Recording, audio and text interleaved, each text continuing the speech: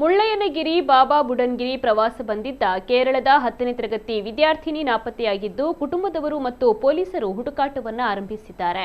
ಕೇರಳದ ಪಾಲಕ್ಕಾಡ್ ಮೂಲದ 14 ವರ್ಷದ ಬಾಲಕಿ ಶ್ರೀನಂದನ ಪೋಷಕರು ಹಾಗೂ ಸುಮಾರು 40 ಜನರ ಪ್ರವಾಸಿ ತಂಡದೊಂದಿಗೆ ಮಂಗಳವಾರ ಚಿಕ್ಕಮಗಳೂರಿಗೆ ಆಗಮಿಸಿದ್ದಳು. ಏಪ್ರಿಲ್ 7ರ ಮಂಗಳವಾರ ಸಂಜೆ ಸುಮಾರು 6 ಗಂಟೆಯ ವೇಳೆಗೆ ಚಂದ್ರದ್ರೋಣ ಪರ್ವತ ಸರಣಿಯ ಮಾಣಿಕ್ಯಧಾರ ಸಮೀಪದಲ್ಲಿ ಕಾಣೆಯಾಗಿದ್ದಾಳೆ.